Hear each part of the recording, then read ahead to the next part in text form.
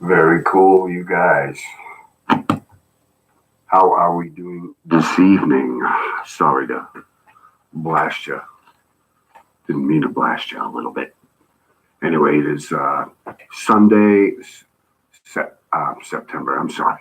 I was just watching some old baseball clips on YouTube. Anyway, got me thinking about the Red Sox. Anyway, it is March 10th, 2019. Welcome aboard.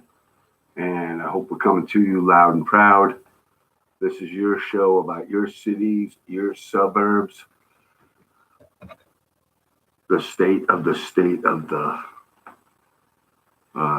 city or suburb where you live. So again, hey guys, welcome on board. I was watching actually today the Red Sox playing the Tampa Bay Rays. That's going to be wild. Good baseball season coming up. Looking forward to it. Actually, the Red Sox lost 6 in a row in exhibition baseball, Grapefruit League. When the rubber meets the road, as we saw last year. When it takes all. So, cities and suburbs, 3/10/2019. Today's high. Okay, you guys want some really hot temperatures because, there's so much snow out there. Yeah, we'll get to that.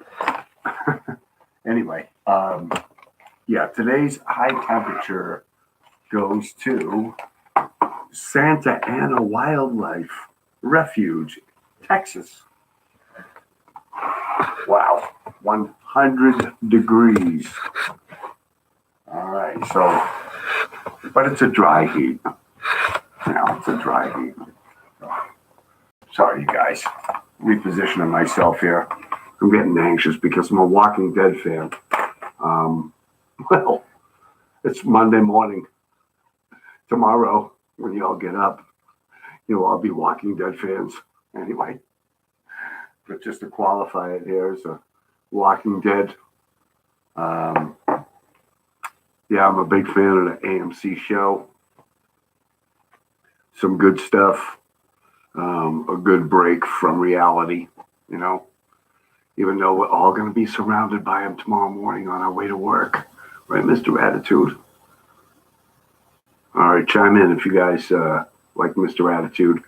By the way, just funning around with you for a few minutes tonight, but I do have a lot of videos on YouTube and on cities and suburbs, on Facebook. I also have another commercial page, social issue page on Facebook. It's called Stupid People Parking, where there are photos of, and comments and, how we can just make our streets a little safer, about where we park and how we are in our vehicles. So, so check that out. I started that out, Stupid People Parking, on Facebook.com. I started that out just because it just killed me when I saw veterans actually parking in handicapped places, where they weren't handicapped. But they said, well, I'm a veteran. I can park where I want. Okay. Anyway, so check that out. We can get a few postings over there. So today's high 100 in Texas at the Santa Ana Wildlife Refuge, Texas, minus 19 in Big Black River, Maine. And that was tied with Estcourt Station, Maine, minus 19 degrees. Okay? So the title says a little things about spring ahead, fall behind. Okay, you set your clocks ahead, right? You set your clocks ahead. We set our clocks ahead. You're going to gain an hour, you're going to lose an hour. All right, I just wanted to mention this because everything sometimes is based on what we gain and what we lose. Okay? So we get into the dark hours of, October, and, we're going to we're going to fall behind. But then we spring ahead. I'm just saying that it's such a, and go online and you figure out why the clocks are set ahead or behind, and it's all geography, and it's not about the way the planet, it's not the way the sun tilts, which the weather people say, oh, the sun's tilting. It's the way the planet tilts. Boy, oh boy, some of the stuff I hear on the news. But you spring ahead, fall behind. Okay? I'm going to gain something. I'm going to lose something. If you think about that, that's kind of like the discourse we're caught up in America today. It doesn't matter if it's, I didn't get enough lettuce on my sandwich, which I'm guilty. But, we operate on, we come from a position of gain and loss. I'm going to lose something. I'm going to gain something. I'm going to spring ahead, but I'm going to lose an extra hour of sleep. At the end of it, there are more than 365 days a year, physically, not the calendar, but, meteorologically, thank you. But we operate emotionally on what we are going to lose and what we are going to gain, and sometimes it overtakes how we have to operate. I could operate in the dark all day long, throw away the clock or whatever. You got to do what you have to do, but you can't let social conditions and what you're supposed to believe dictate to you on how you should feel. And oh no, it's going to be a long winter, and I actually thought this winter was short for me because I kind of thought about it differently this year due to an adjustment.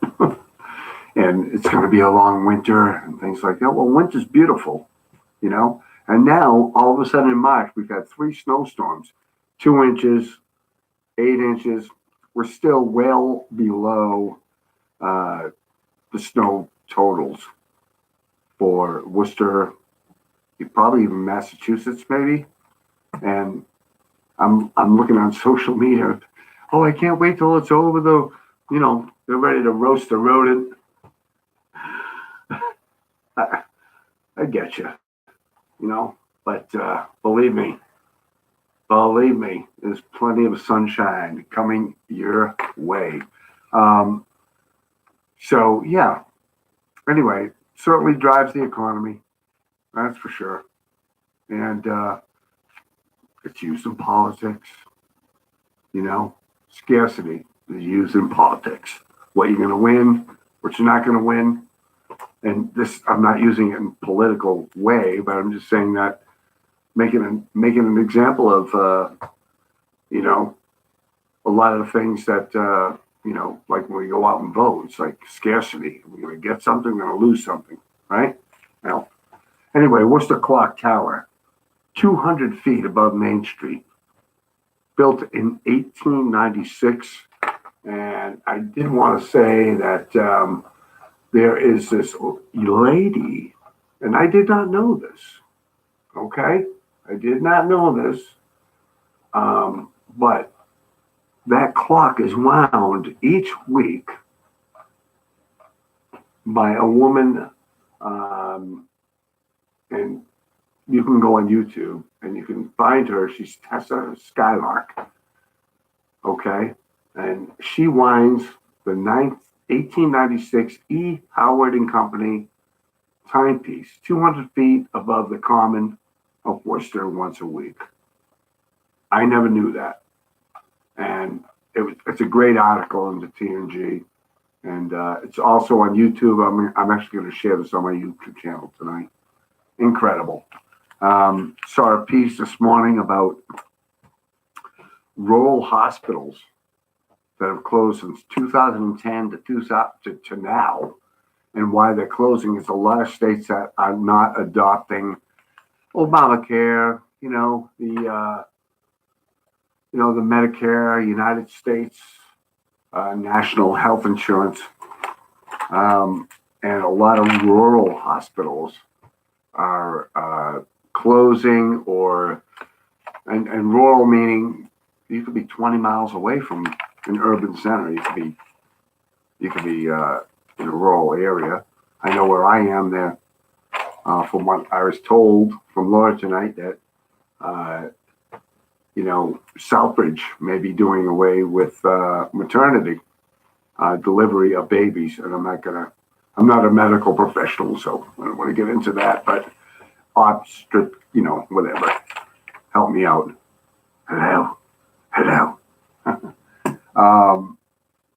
But yeah, so it's just, and people this morning on CBS Sunday Morning, which Mo Rocca did a great job hosting, by the way. Folks that are actually dying because they do not have access to an emergency room. So yeah, healthcare is just like a major problem. Access to it. And this is rural America. This one woman, my age, lost her husband, diabetic, went to a cardiac arrest from there, and children that don't have access to emergency services, that may be epileptic and go into a seizure for 3 hours. Yeah, something. It's just, something has to be done. It's not like, a lot of these towns have 800-900 people in them, whatever, but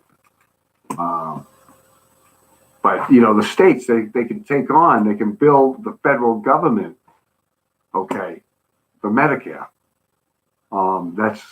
It's very popular in health services now. You build the federal government for about 80%, but the bureaucracy in terms of taking on Medicare as a state, and it's politically sometimes incorrect. It looks like a handout. So when you get some of your red states where people dig in, but I'm not saying this is the case. So anyway, yeah. So it's just checking into some things in the inner cities, and we're going to come back at you probably around Wednesday, and been looking at a lot of things that as far as the jobless rate within our inner cities, which I love to talk about, our inner cities, and the high concentration of crime. And you have to think about what that is about. Okay, this poor modeling in terms of what it means to actually have a job. People are born into a climate and economic condition that that's what you're kind of brought up in, and so I'm going to do some research about that, because I'm watching some great videos online about, our inner cities and what joblessness is. Well, what jobs are there? What jobs are there? I mean, there's not major employment. You got 20% of the black population that are, being victimized.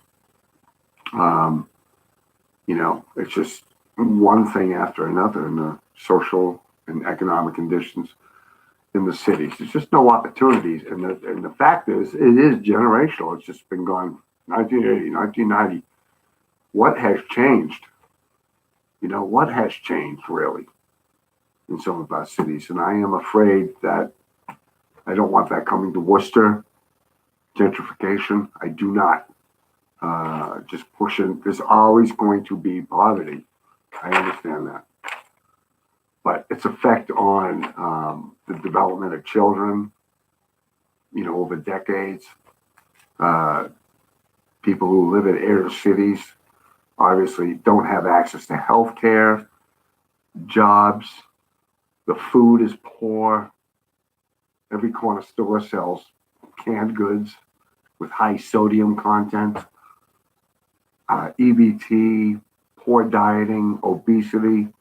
It's not to pick on anybody, but that's what's going on, So I'm sick of all this bullshit, with building a wall, and it's crap. It is crap, man. What's going on right out, bringing back of your yard, okay? What do you see every day when you drive by? Bitching and moaning. Let's fix it up. I'm ready. All right, guys. We'll talk to you soon. Thank you. Good night.